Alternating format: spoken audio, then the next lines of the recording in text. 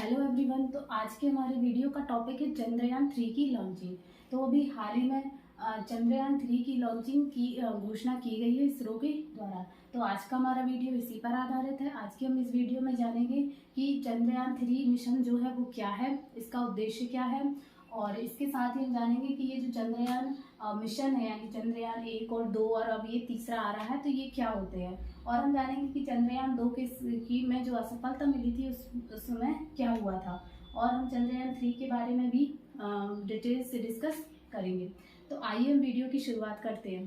तो चंद्रयान 3 की लॉन्चिंग तो 14 जुलाई को आंध्र प्रदेश के श्रीहरिकोटा के सतीश धवन अंतरिक्ष केंद्र से चंद्रयान 3 मिशन को लॉन्च किया जा रहा है, और लगभग 23 और 24 अगस्त को इसके चंद्रमा की सतह पर पहुंचने की उम्मीद है। मतलब 23 से 24 अगस्त को चंद्रयान 3 जो है वो चंद्रमा की कक्षा में प्रवेश कर सकता है या इसकी लैंडिंग हो सकती है।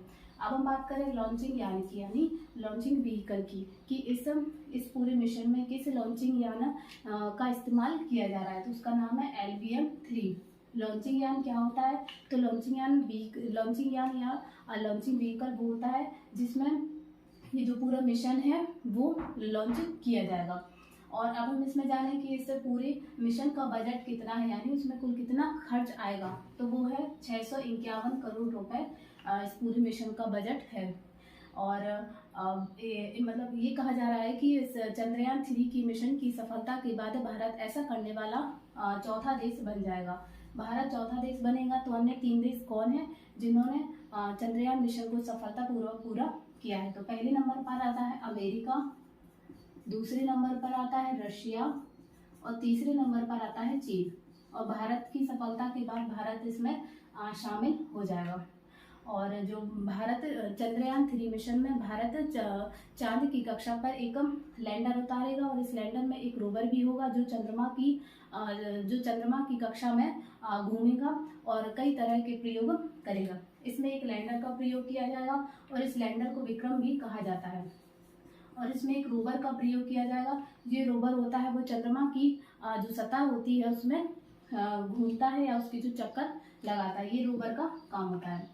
और ये जो लैंडर होगा वो चंद्रमा की सतह पर या जो चंद्रमा पर एक लूनार दिन तक रहेगा। एक लूनार दिन का मतलब होता है कि ये जो एक लूनार दिन है वो धरती के 14 दिन के बराबर होते हैं। और इस लैंडर के लिए चांद की सतह पर लैंडिंग मतलब इस लैंडर की चांद की सतह पर लैंडिंग के लिए जरूरी होता है कि वहाँ सूरज निकला हो, यानी लैंडिंग के लिए सनलाइट जरूरी होती है। जो चांद होता है उस पर 14-15 दिन तक सूर्य निकलता है और 14-15 दिन तक सूर्य नहीं निकलता है।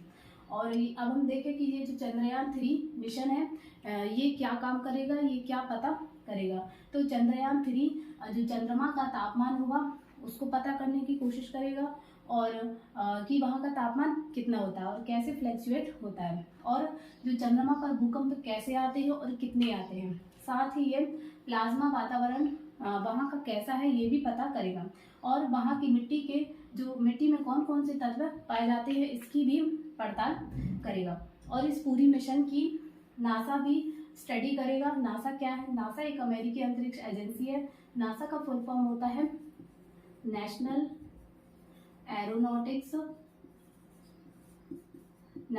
Aeronautics and space administration. ये एक अमेरिकी अंतरिक्ष एजेंसी है, और इस पूरी मिशन की नासा भी स्टडी करेगा। अब हम देखें कि ये चंद्रयान जो मिशन होते हैं ये क्या होते हैं। तो चंद्रयान मिशन जो होते हैं, चंद्रयान मिशन के तहत इसरो चांद पर पहुंचना चाहता है। भारत ने पहली बार साल 2008 में चंद्रयान 1 मिशन को सफलतापूर्वक लॉन्च किया था, और उसके बाद साल 2019 में चंद्रयान 2 की लॉन्चिंग में असफलता मिली थी, और उसी के बाद से ही भारत चंद्रयान 3 मिशन की ऐतिहासिक की तैयारी कर रहा है। अब हम देखें कि चंद्रयान 2 मिशन जो था उसके साथ क्या हुआ था या उसकी जो असफलता थी उसके क्या कारण थे। तो जो चंद्रयान 2 मिशन था वह 22 जुलाई 2019 को लॉन्च किया गया था, और ये जो है वो 14 अगस्त को लैंडर और रोवर ने पृथ्वी की कक्षा को छोड़ा था, और उसके 6 दिन बाद ही लैंडर ने उसके 6 दिन बाद ही ये जो चंद्रयान 2 था उसने चंद्रमा की कक्षा में प्रवेश किया था। और उसके बाद 6 सितंबर को 6 सितंबर को लैंडर और लैंडर जो था वो ऑर्बिटर से अलग हुआ था। और उसके बाद 6 सितंबर को लैंडर ऑर्बिटर से अलग हुआ था। और इसके बाद जो था वो भारतीय समयानुसार और 7 सितंबर को इस जो चंद्रयान 2 जो मिशन था वह चंद्रमा की कक्षा में प्रवेश करने वाला था। और भारतीय समयानुसार 1 से 2 बजे के बीच में लैंड होने वाला था। लेकिन चांद की सतह पर लगभग 2 किलोमीटर की दूरी पर ही इसका इसरो से संपर्क टूट गया। और तभी से ही भारत चंद्रयान 3 मिशन की तैयारी कर रहा है।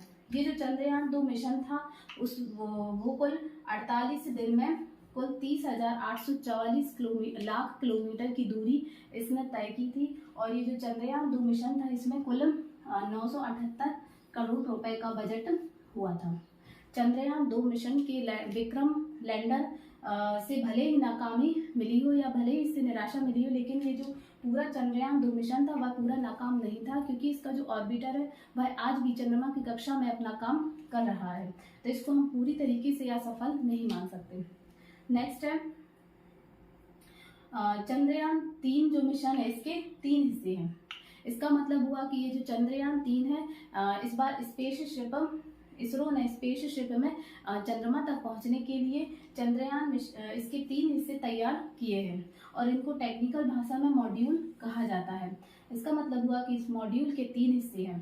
पहला हिस्सा आता है प्रोपल्शन मॉड्यूल, यह शिप को उड़ाने वाला हिस्सा होता है। दूसरा आता है लैंडर मॉड्यूल, यह शिप को लैंड करने या इसको उतारने वाला हिस्सा होता है। तीसरा होता है रोवर मॉड्यूल, यह जो शिप को घुमाने या जानकारी जुटाने वाला ये हिस्सा होता है। जो चंद्रयान 2 ये जो मिशन था इसमें एक और हिस्सा शामिल किया गया था जिसे ऑर्बिटर कहते हैं। लेकिन इस बार यानी चंद्रयान 3 के मिशन में इस ऑर्बिटर को नहीं भेजा गया है, क्योंकि जो चंद्रयान 2 का जो ऑर्बिटर था वो आज भी चंद्रमा के चक्कर काट रहा है। और अब इसरो इस ऑर्बिटर का इस्तेमाल करेगा। नेक्स्ट इसरो के चीफ है एस सोमनाथ। उन्होंने क्या कहा है इस पूरे मिशन के लिए। उन्होंने कहा है कि जो मिशन यानी जो चंद्रयान 3 का मेन मकसद है कि सटीक लैंडिंग करना और सफल सॉफ्ट लैंडिंग करना। इसके लिए बहुत कई प्रकार की तैयारियां की गई हैं, जैसे बेहतर एल्गोरिथम, नए उपकरण और फेलर जो मोड होता है उस पर भी ध्यान दिया गया है इस बार। Thank you.